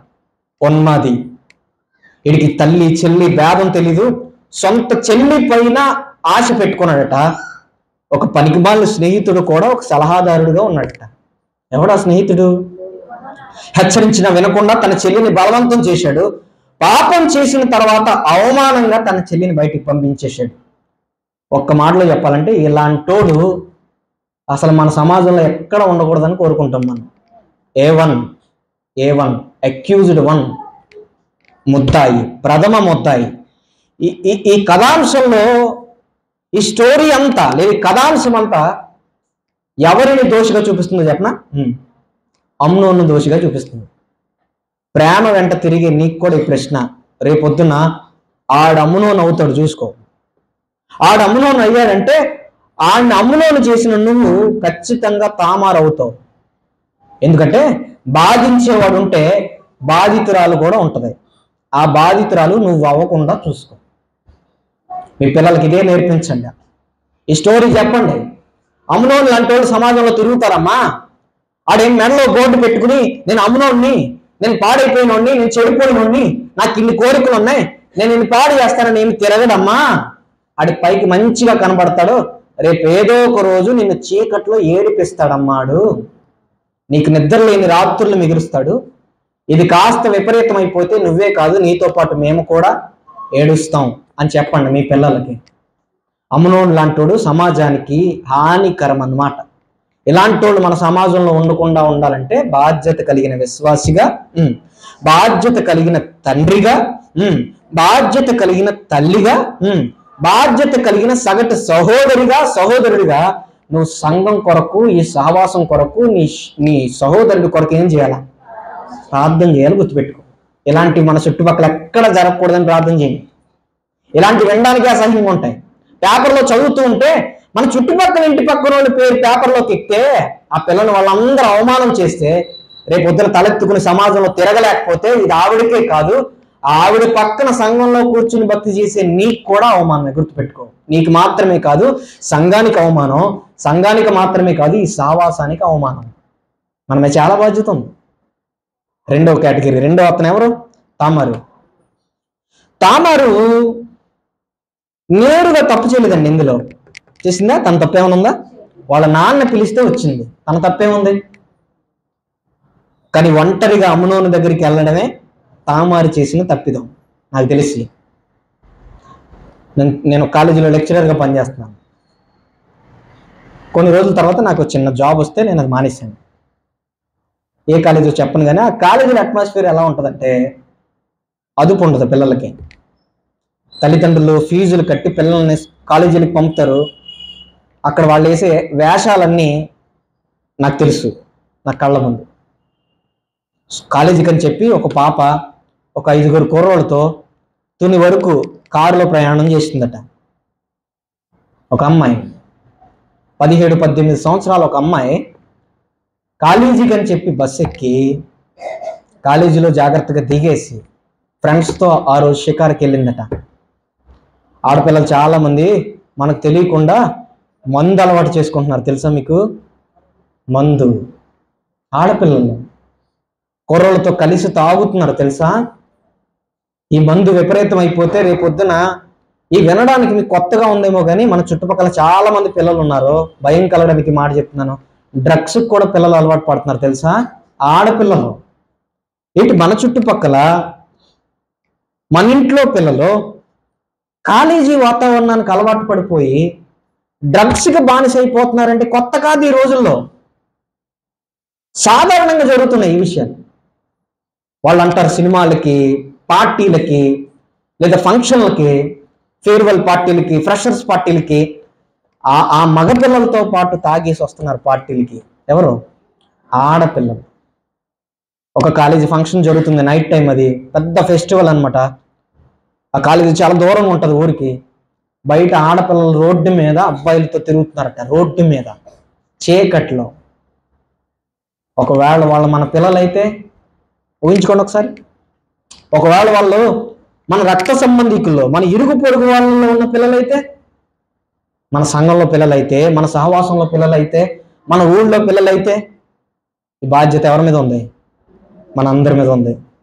ఒంటరిగా అమ్నోను దగ్గరికి వెళ్ళింది. ఇదంతా తామారు అమాయకత్వం వల్ల జరిగిందా ఏమో నాకు తెలియదు. అది అమాయకత్వం అనాలో ఏమో నాకు తెలియదు, కానీ బాధితురాల్లా మాత్రం నిలిచింది. ఫస్ట్ అందులో ఎంటర్ అవుతున్నప్పుడు నీకేం తెలియదు.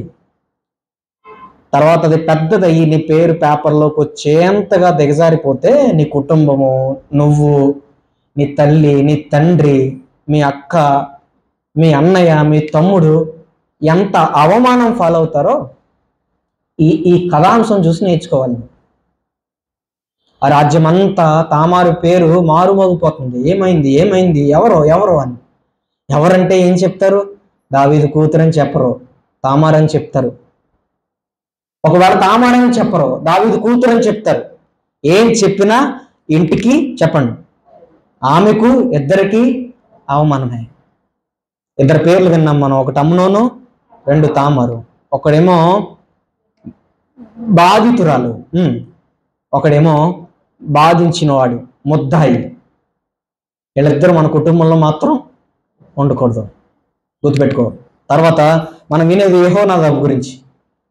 ఇలాంటి పనికిమాలిన ఫ్రెండ్స్ చాలా మంది ఉంటారు మనకి. వీడిచ్చే పనికిమాలిన సలహాల వల్ల కుటుంబాలు విడిపోతాయి, సంసారాలు విడిపోతాయి, భార్య భర్తల మధ్య గొడవలు వస్తాయి. పెళ్ళయింది నాకు చిన్న పిల్లోడు ఉన్నాడు. ఎవరో వరకు ఎందుకు, నా దాంపత్య జీవితంలో 1 సంవత్సరం గడిచింది. మీ కుటుంబంలో ఎలా జరిగిందా సార్? అలా జరిగిందో లేదో కానీ ఒక మాట చెప్తాను కదా, యథార్థమో కాదో చెప్పండి. పెళ్ళైన వాళ్ళకి భార్యకి భర్తకి మధ్య గొడవలు విడిపోయేంత పెద్ద గొడవలు రావండి, అసలే రావు. గొడవలు వీళ్ళిద్దరి వల్ల అయితే రావు. భార్య వల్ల రాదు చెప్పండి, భర్త వల్ల రాదు. గొడవలు ఎవరి వల్ల వస్తాయి చెప్పిన? ఇంకొకడు ఉంటాడు, మూడోవాడు. ఆడు అన్నయ్యో, ఆడు తమ్ముడో, అత్తగారో, లేదంటే అమ్మగారో, మావయ్య గారో, తాతయ్య గారో, నాకు తెలియదు కానీ థర్డ్ పర్సన్ ఎంటర్ అవుతాడు కదా మన ఫ్యామిలీలోకి, వాళ్ళ వల్ల మాత్రమే వస్తాయి. ఇది తప్పరేంటి చెప్పండి నాకు, చెప్పండి.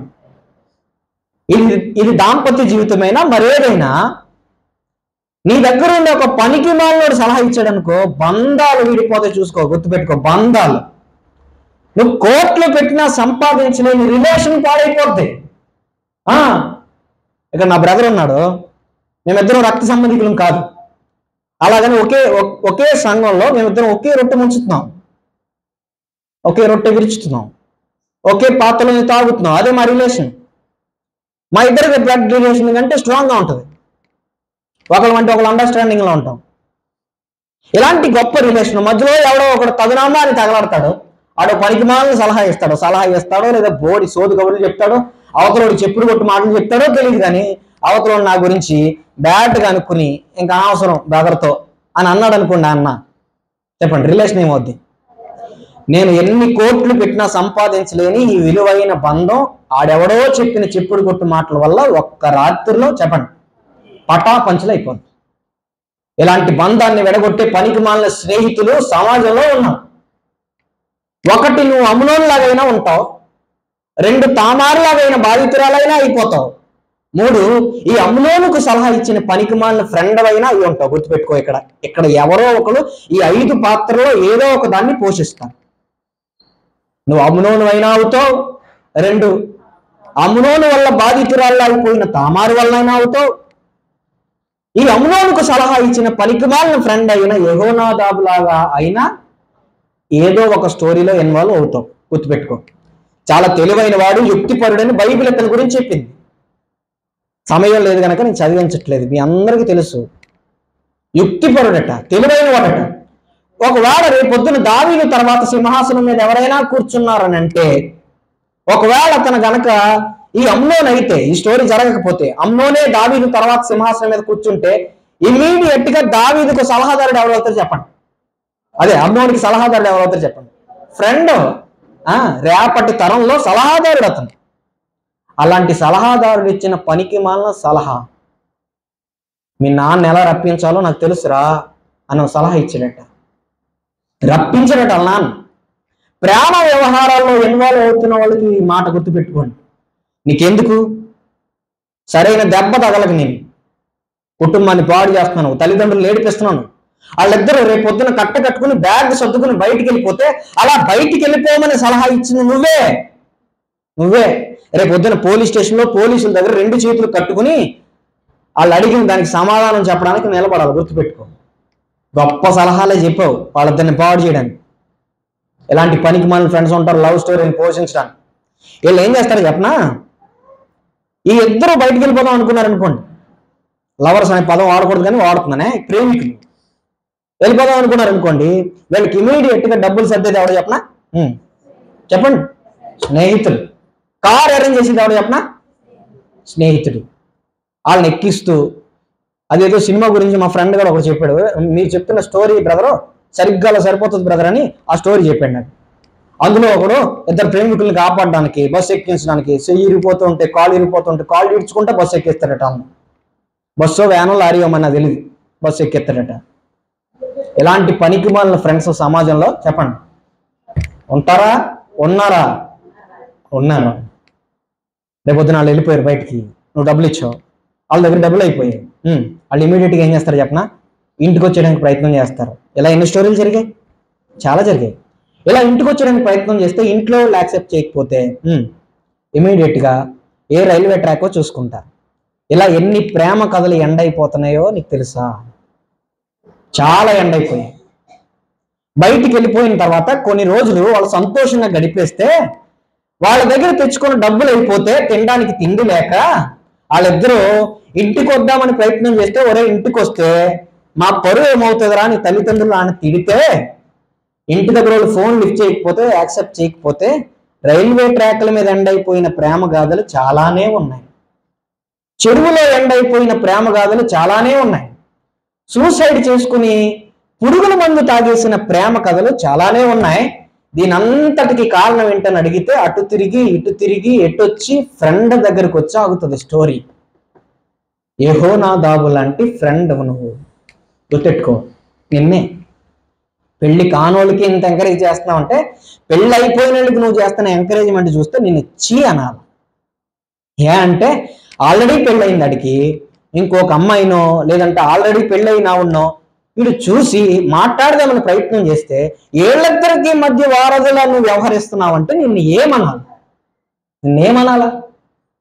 నేను సమాజం ఏమంటుందో తెలియదు కానీ ఒక రోజు నిన్ను దేవుడు మాత్రం చీ అంటాడు. నీ తోలు తీసే రోజు దగ్గరలోనే ఉంది, గుర్తుపెట్టుకో. ఇలాంటి పనికి మాలిన ఫ్రెండ్స్ మన సమకాలీన ప్రపంచంలో ఉంటారు. ధర్మబద్ధమైన సలహా ఇవ్వకుండా పాపానికి ఒక దారి చూపించాడట ఈ పనికిమాలోడు. పాపానికి ఒక దారి చూపించాడట. తామారు గౌరవాన్ని నాశనం అవడానికి కారణం ఎవరని అడిగితే సాక్షాత్తు ఆ రోజున సలహాదారుడిగా నిలిచిన యెహోనాదాబే మనకి కళ్ళెదుట కనబడతాడు. జీవితం బజారు పాలవడానికి ప్రధాన కారణమైన ఎవరో చెప్పండి? యెహోనాదాబు. ఇది ఈ ముగ్గురు జాతకాలు, వాళ్ళ జీవితాన్ని. ఎవరెవరు చెప్పండి? అమ్నోను, తామారు, యెహోనాదాబు. నాలుగో క్యారెక్టర్ ఎవరు? దావీదు. దావీదు గారిని ఎంత గొప్పగా ఊహించుకున్నాం కదా. ఊహించుకున్నావా? ఒక చిన్న ఎగ్జాంపుల్ చెప్తాను దావీదు గారి గురించి, మీకు అర్థమైపోతుంది. మీలో ఉద్యోగాలు చేసేవాళ్ళు కొంతమంది ఉన్నారు కదా, ఉద్యోగాలు. నువ్వు నైట్ డ్యూటీకి వెళ్ళావు, మళ్ళీ ఇంకొక షిఫ్ట్ ఎవరో ఆపరేటర్ రాలేదు, లేదా పనులు రాలేదు. ఆ మేనేజర్ ఏమన్నాడంటే, హెచ్ఆర్ ఈ పదవి కూడా కంటిన్యూ చేసే బ్రదరు ఇంకో 2000 ఎక్కువ ఇస్తాం అన్నాడు. మనస్ఫూర్తిగా చెప్పి ప్రశ్న అడుగుతున్నాను దేవుని సన్నిధిలో, బైబిల్ పట్టుకుని, నువ్వు చేస్తావా? ఇంటికి వచ్చేస్తావా? చెప్పు. పోనీ ఆదివారం మిమ్మల్ని పనికి పిలిచారు, రోజు ఇచ్చేదానికంటే ఒక 500 ఎక్కువ ఇస్తారు. పనికి వెళ్తావా? ఆగిపోతావా? చెప్పు. ప్రతిరోజు 5 గంటలకో 6 గంటలకో ఇంటికి వచ్చేసే నువ్వు ఆ రోజు మీ బాస్ని మీ ముందు నుంచుని, ఈ రోజు నుంచి 9 గంటల వరకు డ్యూటీ చేయబడదు, నీ జీతం డబల్ చేస్తాను నీకు అన్నాడు. చేస్తావా? ఇంటికి వచ్చేస్తావా? చెప్పు. వ్యాపారం రోడ్డు మీద ఉంది, 6 గంటల వరకు బాగానే సాఫీగా సాగుతుంది రోజు. ఇంకొక 2 గంటలు వెయిట్ చేస్తే డబుల్ అవుతున్నాయి సేల్స్, అమ్మకం బాగా అవుతుంది, డబ్బులు బాగా వస్తాయి. వ్యాపారస్తుడిగా అలా రోడ్డు మీద ఉండిపోతావా? ఇంటికి వచ్చేస్తావా? చెప్పు. అబద్ధం ఆడకు, చెప్పు. మనసులో చెప్పుకో ఒక మాట. ఖచ్చితంగా మనమైతే అక్కడ ఆగిపోతాం. నీకేది ముఖ్యమో తెలుసా? పని ముఖ్యం. నీకేది ముఖ్యమో తెలుసా? డబ్బులు ముఖ్యం. నువ్వు దేనికి విలువ ఇవ్వట్లేదో తెలుసా? బంధాలకు విలువ ఇవ్వట్లేదు. నీకు కొడుకు ఉన్నాడు, గుర్తుందా నీకు? నీ కొడుకు. ఆ కొడుకుని ఎవరిచ్చారు నీకు? గర్భఫలము యెహోవా ఇచ్చు బహుమానం. ఆ స్వాస్థ్యం ఎవరిచ్చారు?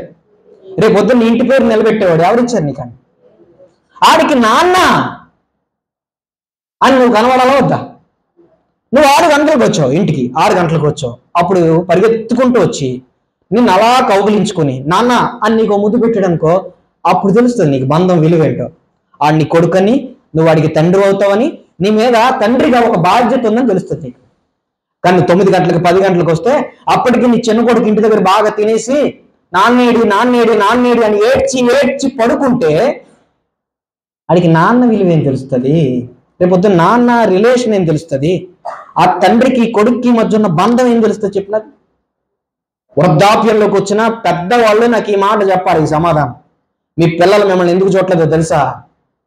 మీరు పిల్లల మీద చూపించాల్సిన ప్రేమ చిన్నప్పుడు వాళ్ళ మీద చూపించలేదనుకో, రేపొద్దున తల్లి విలువ తెలియదు వాడికి, తండ్రి విలువ తెలియదు. ఈ రెండు విలువలు తెలియనప్పుడు ఆడు వృద్ధాప్యం అందు నిన్ను చూడ్డం. గుర్తుపెట్టుకో.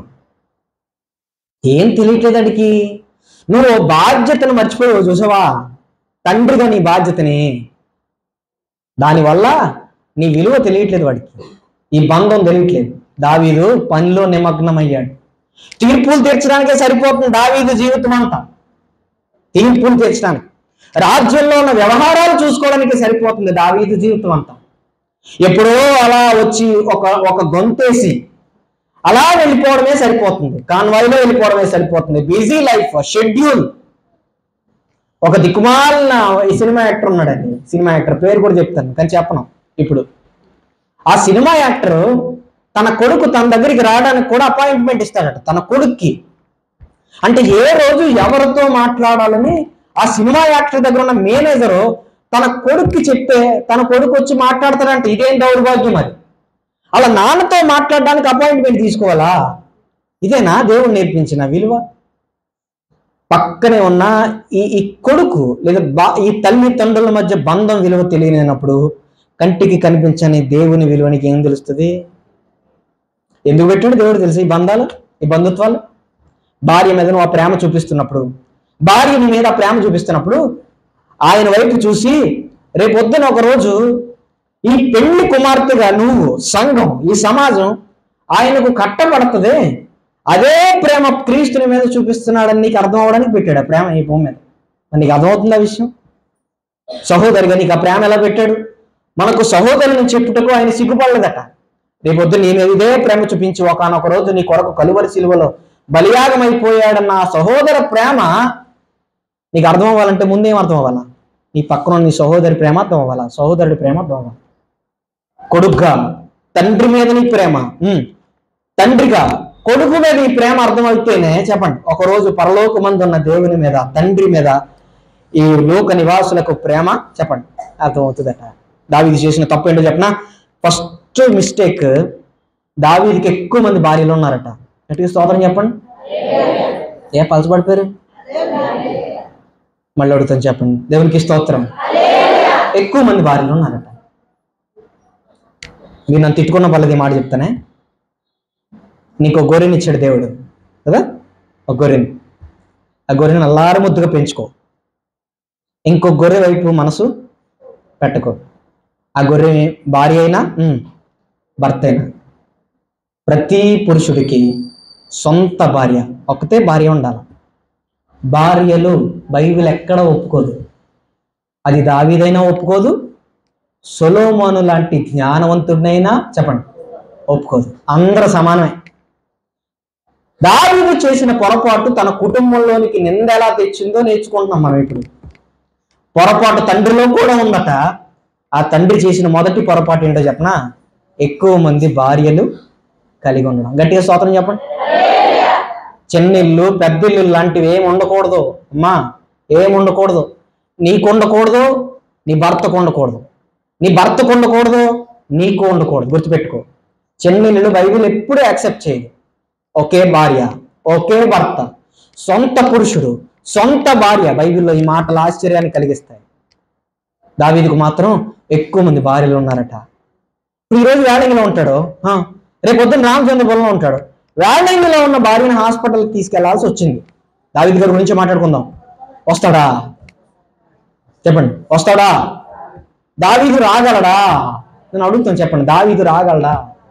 7-8 మంది భార్యలు ఉన్న దావీదు ఏ టైంలో ఏ భార్య దగ్గర గడుపుతాడో తెలియని ఈ దావీదు రాజుగారు, ఒక మాదిరి చూపించే వ్యక్తి, విశ్వాసి, దేవుడంటే భక్తి కలిగిన వాడు, తన భార్యకు బాలిక హాస్పిటల్కి తీసుకెళ్లాలంటే రాగలడా? వస్తాడో లేదో తర్వాత, కానీ రావడానికి దారులు అయితే చెప్పండి కుదరవు. రానెత్తదావిడి రానవుతావు.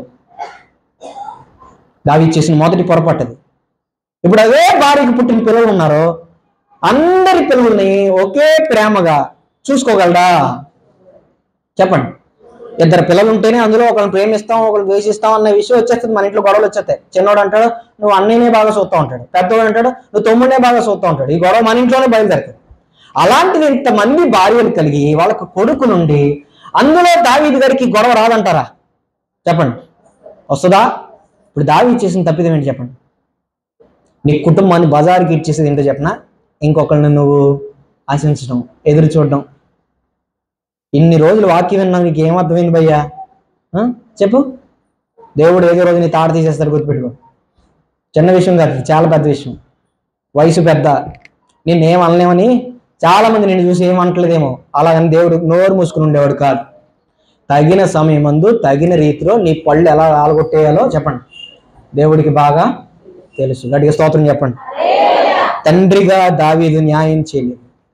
ఆ రోజు అమ్నోను చేసిన పనికి తామారు ఎలా బాధపడింది అని అనగానే దావీదు కోపపడ్డాడట. కోపం ఉంటే సరిపోద్దా సార్?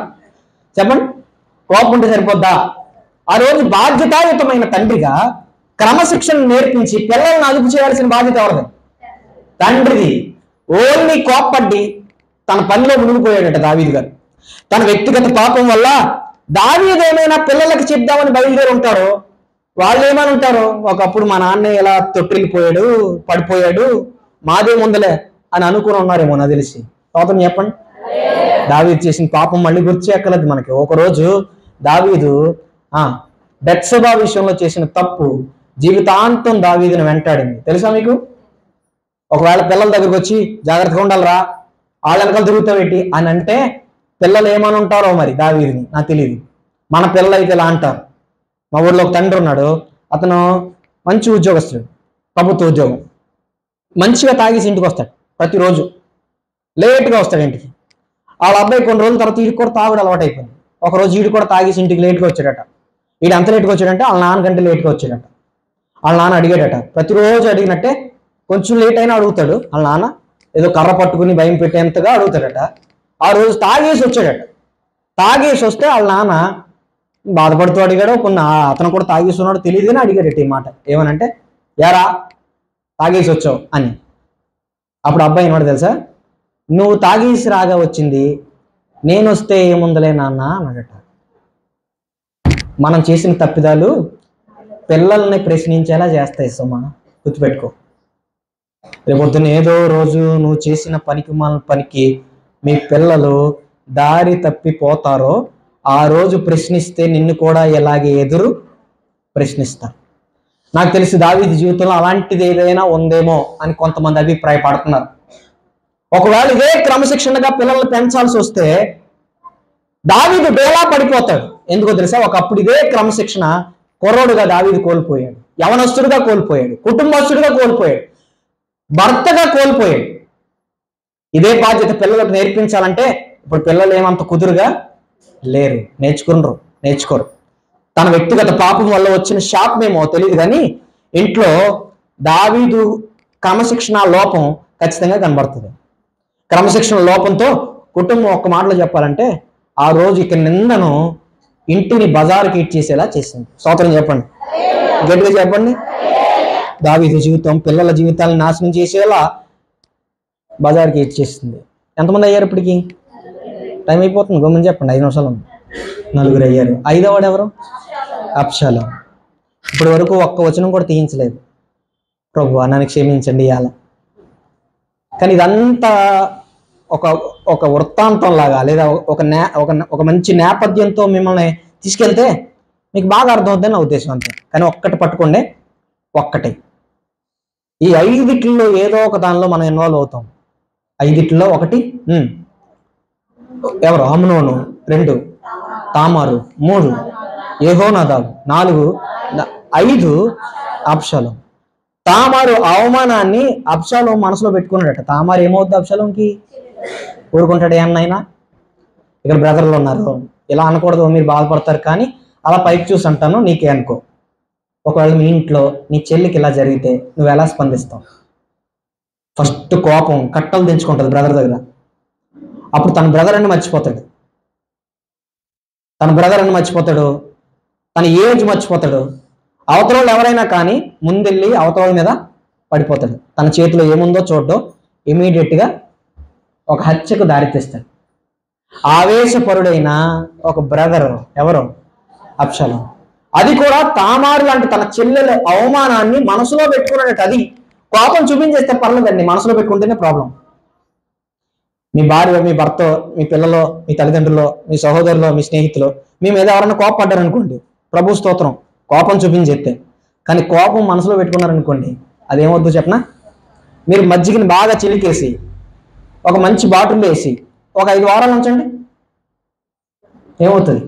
పులిసిపోద్ది. బాటిల్ మూతండి, పొంగిపోద్ది. తెలుసా మీకు?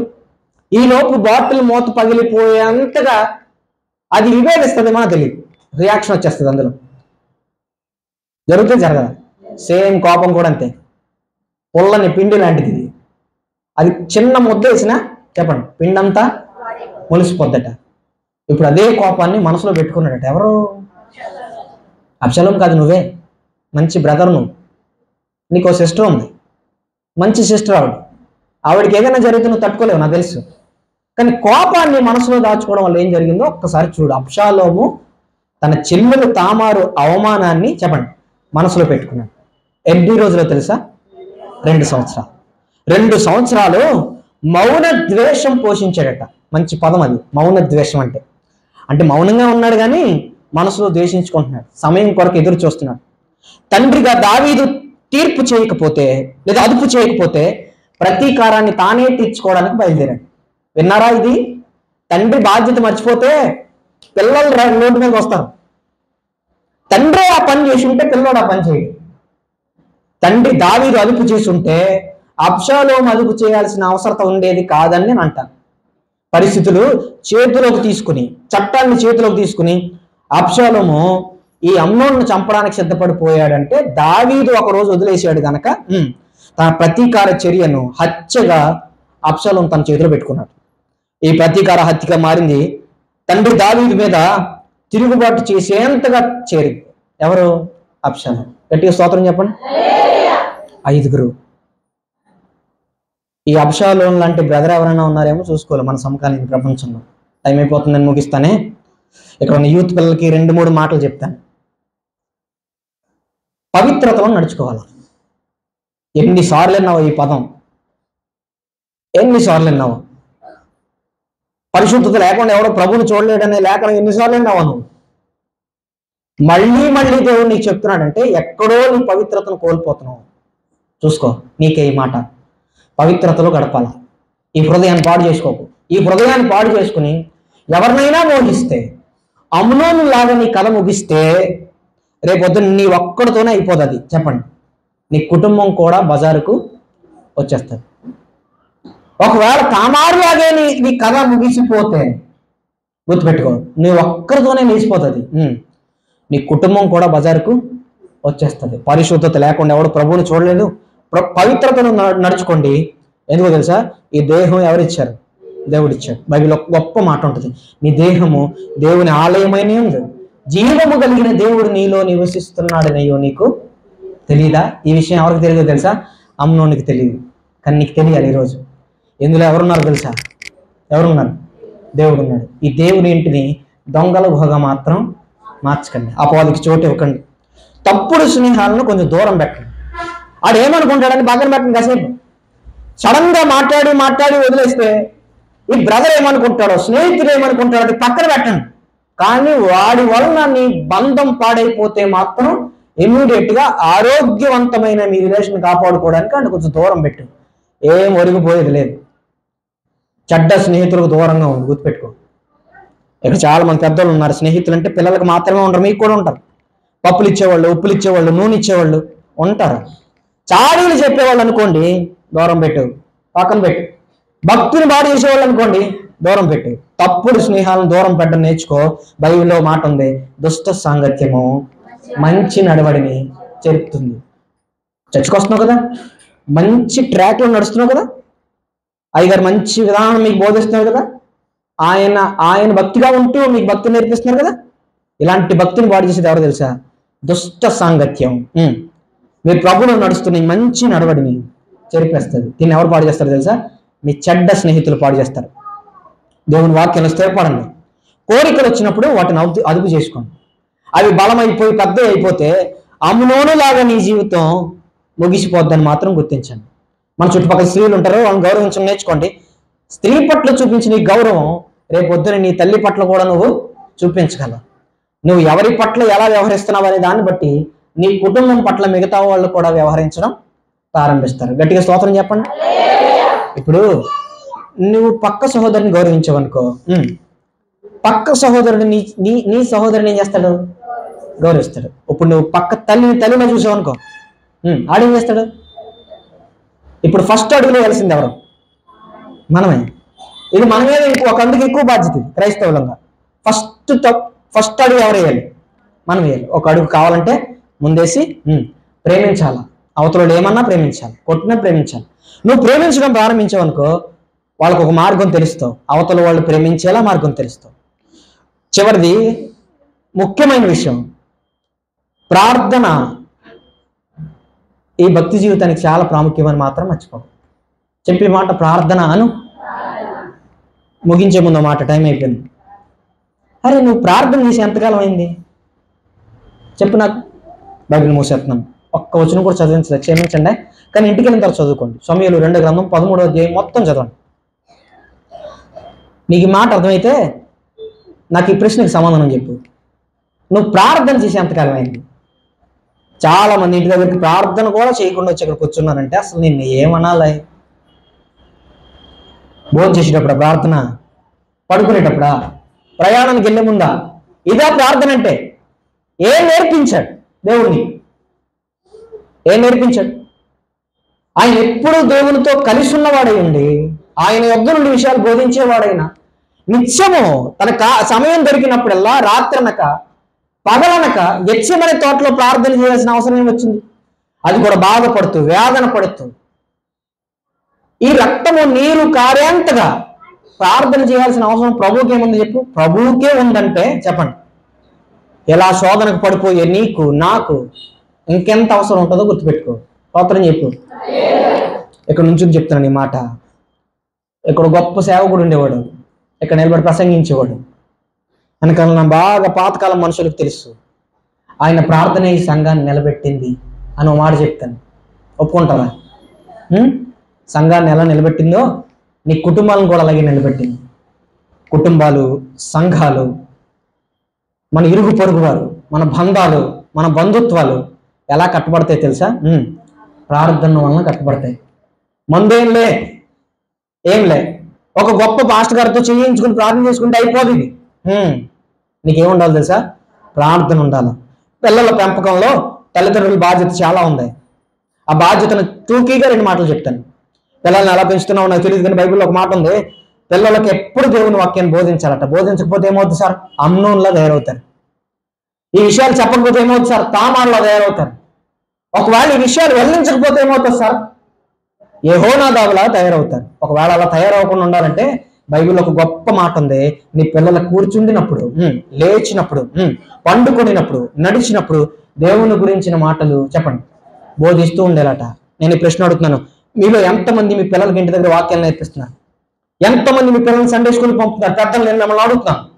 చిన్ని పిల్లలు కలిగిన తల్లిదండ్రులను అడుగుతున్నాను నేను. కనడం మాత్రమే సరిపోదు, దేవుడు ఇచ్చాడని గొప్పలు చెప్పుకోవడం మాత్రమే సరిపోదు. కొడుకు పుట్టాడు కదా అని మొదటి పుట్టినరోజు ఆడంబరంగా చేస్తే సరిపోదు. ఇది గుర్తుపెట్టుకో.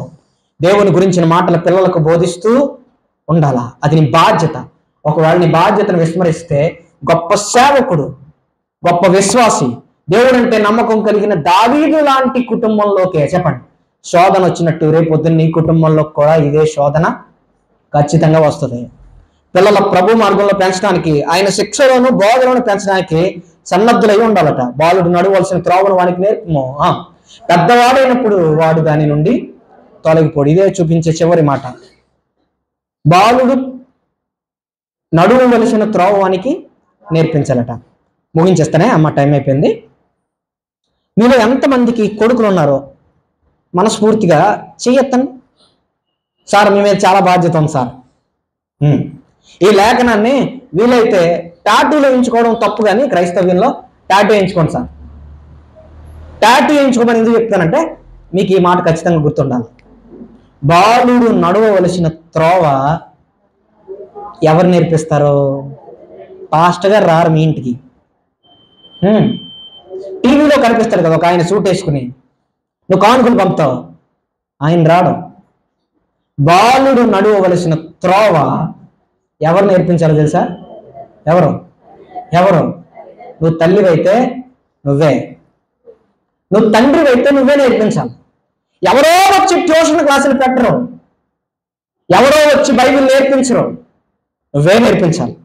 బాలుడు నడవవలసిన త్రోవ వానికి నేర్పాల్సిన బాధ్యత ఎవరికి ఉంది? మర్చిపోకు. ఎందుకు సార్ నేర్పించాలంటే బైబిల్ వెంట నీకు మాట ఉంది, బాలుడు నడవలసిన త్రోవ వానికి నేర్పుము, పెద్దవాడైనప్పుడు దాని నుండి. ఈ రోజు పిల్లలు చెడిపోయారని ఏడుస్తున్న తల్లిదండ్రులందరికీ మాట గుర్తుపెట్టుకోండి. మీ పిల్లలు ఎందుకు పాడైపోయారు తెలుసా? బాలుడుగా ఉన్నప్పుడు వాడికి ఒక త్రోవను నేర్పించడానికి తండ్రిగా నువ్వు ఫెయిల్ అయ్యావు, తల్లిగా నువ్వు ఫెయిల్ అయ్యావు. అందుకు నీ పిల్లలు పాడైపోయారు. ఈ మాట ఒక్కటి ఒప్పుకొని వెళ్ళిపోదాం. మన పిల్లలు పాడైపోవడానికి ప్రత్యక్ష కారణం సమాజం కాదు, సినిమాలు కాదు, యువత కాదు, కాలేజీలు కాదు, సినిమా హాల్ కాదు, వైన్ షాపులు కాదు. ప్రత్యక్షంగానో పరోక్షంగానో ఇలా చేసుకుని ఒప్పుకో ఈ మాట. తండ్రిగా నువ్వే, తల్లిగా నువ్వే, సహోదరుడిగా నువ్వే. తామారు లాంటి చెల్లి నీకు ఉందనుకో, సహోదరుడిగా నువ్వే. అమ్నోన్ లాంటి బ్రదర్ ఉన్నాడు అనుకో, చెల్లిగా నువ్వే. యెహోనాదాబు లాంటి స్నేహితుడు ఉన్నాడు అనుకో, స్నేహితుడిగా నువ్వే. గుర్తుపెట్టుకో. ఈ బాధ్యత ఒక్కడి మీద లేదు, చెప్పండి, మనందరి మీద ఉంది. బాలుడు నడవలసిన త్రోవను పెద్దవాళ్ళుగా మీరు వారికి నేర్పించండి. పెద్దవాడైనప్పుడు వాడు దాన్ని నుండి తొలగిపోడు. బెత్తము వాడిన కుమారుడు తండ్రి లేదా తల్లి తన కుమారుణ్ణి నరకము నుండి తప్పిస్తుందట, పాతాళము నుండి తప్పిస్తుందట. ఎంత మంచి మాట తెలిసేది. నీ కొడుకు పరలోకం వెళ్ళాలంటే నువ్వు బెత్తం పట్టుకోవాలి. ఎంతమంది బెత్తం వాడుతున్నారు నాకు తెలియదు, బస్సు ఆగుతుంది నాకు తెలిసి, ఎందుకంటే మీరు ఈ మాట వింటున్నారు కాబట్టి. మీరు ఎంతమంది బెత్తం వాడుతున్నారు నాకు తెలియదు. స్కూల్ టీచర్ని నేను, మమ్మల్ని బెత్తం వాడినెవరు, నిజంగా పట్టుకునేవారు. గవర్నమెంట్ స్కూల్లో వాళ్ళు విపరీతమైన కేసులు ఉంటాయి, లేదా పెద్దోళ్ళు వస్తారు గోడ వాడేస్తారు. కానీ సరైన రీతిలో ఎవరు చూడలేనప్పుడు నా బాధ్యత ఏంటి చెప్పిన, బెత్తాన్ని వాడాలి. నేను వాడతాను, అలా కనబడతాను కానీ కొడతాను. నీ మీద అంత బాధ్యత ఉంది తెలుసా? నీ కొడుకు మీద, నీ కూతురు మీద. వయసుకు వచ్చేసిన తండ్రి తల్లి భయం కొట్టేంతగా ఉండాలి. గుర్తుపెట్టుకో. నువ్వు ఎప్పుడు దీన్ని విస్మరించావో లేదా మర్చిపోయావో ఒకటి గుర్తుపెట్టుకో.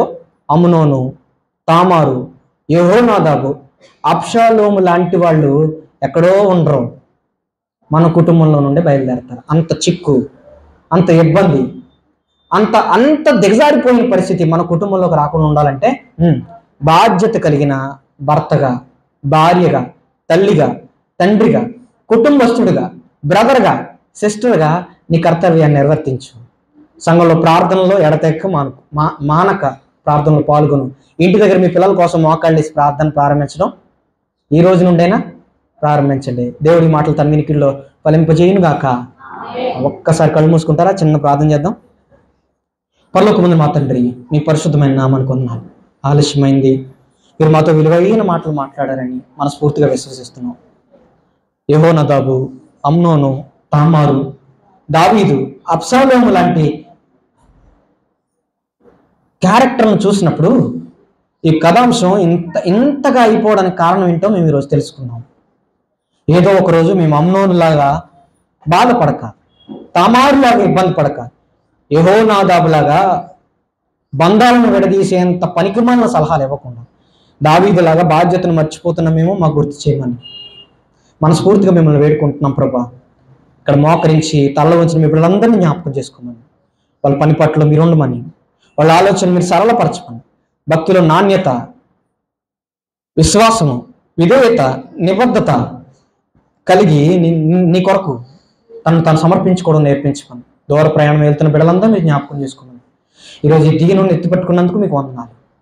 మరొక సమయం మీరు అనుగ్రహిస్తే ఇదే పిల్లల మధ్య మాట్లాడడానికి కృప చూపించుకోండి. సంస్థని మీ చేతులకు అప్పగించుకుంటూ పరిచయం చేస్తున్న సేవకుడిని మీరు వర్ధిలింపు చేయండి. ఆరోగ్య విషయంలో కృప చూపించమని, అమ్మగారిని మీరు దీవించండి, కుటుంబాన్ని దర్శించమని యేసు నామములో ప్రార్థన వేడుకొంచున్నాము తండ్రి.